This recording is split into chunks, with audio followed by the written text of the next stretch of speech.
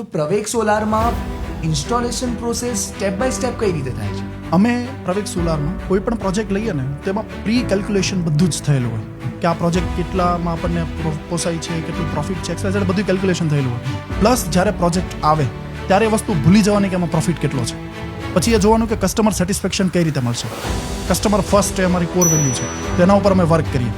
એકવાર પ્રોજેક્ટ આવી ગયો પહેલાં પ્રી પ્લાનિંગ મિટિંગ થશે એ કસ્ટમર સાથે, અમારા સેલ્સમેન સાથે, શું એને પ્રોમિસ કરેલું છે અને શું અમારે ડિલિવર કરવાનું છે. પછી એ પ્રોજેક્ટ કોઈ પ્રોજેક્ટ કોર્ડિનેટરને અસાઇન થશે, એ જ તે આખો પ્રોજેક્ટ હેન્ડલ કરશે. આ પતી ગયું પછી અમારું પરચેસ જે થયેલું છે એ વસ્તુ ડિસ્પેચ થશે. એમાં godown team, logistic team involve થશે અને એ લોકો પ્રોપરલી ડિસ્પેચ કરશે. ડિસ્પેચ પણ અમે કોઈ લોકલ ડિસ્પેચ નથી કરતા. પ્રવેગ સોલારમાંથી કોઈ પણ વસ્તુ લૂઝ મટીરિયલ નથી જતું.